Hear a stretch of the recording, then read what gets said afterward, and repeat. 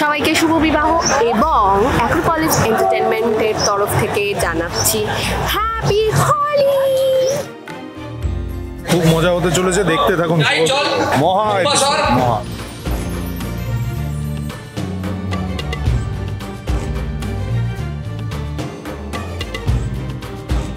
আমরা তো বরাবরই তাই করে থাকি। দুর্গাপুজোর আগে দুর্গাপুজোর শ্যুট করি, কালী পুজোর আগে কালী পুজোর শ্যুট করি।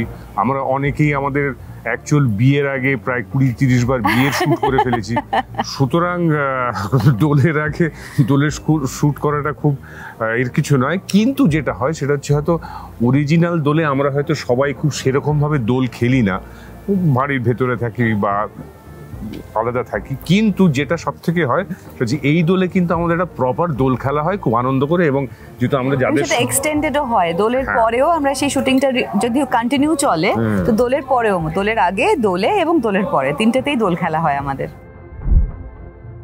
বসন্ত উৎসব এক একটা মানুষের কাছে এক এক রকম মানে। আমি খুবই আমার ব্যক্তিগত জায়গা থেকে বলছি, আমার কাছে বসন্ত উৎসব, দোল, এটা ভীষণ রকম ওনার সাথে মানুষের একাত্ম হওয়ার একটা সময় এবং সুযোগ। কারণ অ্যাপার্ট ফ্রম অ্যাক্টিং, যেহেতু আমার অন্যরকম স্টাডিজ, তো তাই জন্য এই যে পার্টিকুলার দিনটা, দোলযাত্রা, দোল পূর্ণিমা, এদিনকে আমাদের চন্দ্রগ্রহণ পড়ছে, and at the same time এমনই সেলেস্টিয়াল কিছু পজিশন হয়ে আছে যেই সময়টা, বসন্ত উৎসবের এই সময়টা আমি ভীষণ রকমভাবে ওয়াননেসে আসতে চাই ওপরওয়ালার সাথে। তুমি বলো।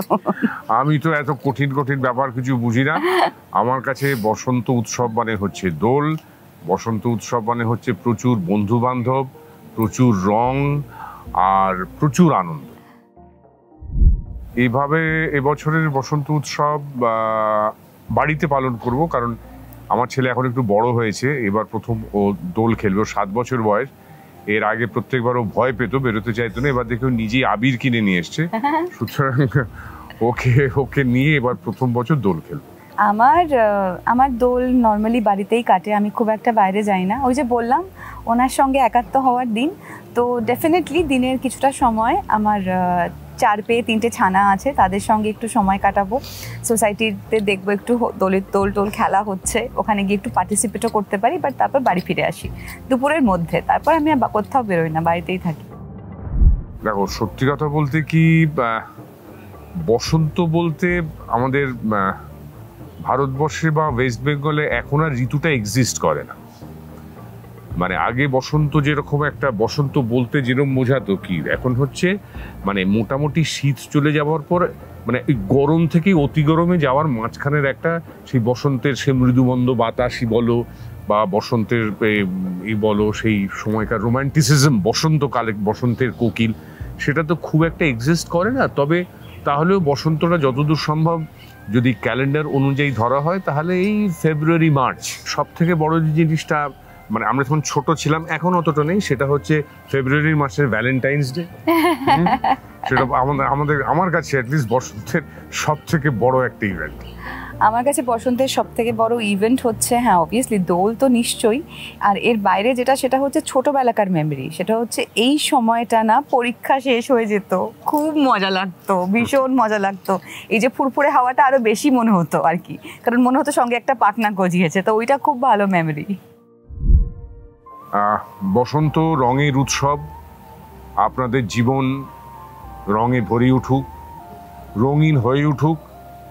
খুব আনন্দ করে বসন্ত উৎসব উদযাপন করুন, কিন্তু সাবধান, খুব ভালোভাবে, যেন কোনো দুর্ঘটনা না ঘটে। কারণ এই সমস্ত উৎসবে আমরা দেখেছি আনন্দের মধ্যে দিয়ে অনেক রকম নিরানন্দ বয়ে আসে। খুব সাবধানে দোল খেলবেন, নিজে ভালো থাকবেন, সবাইকে আনন্দ দেবেন, ভালো রাখবেন।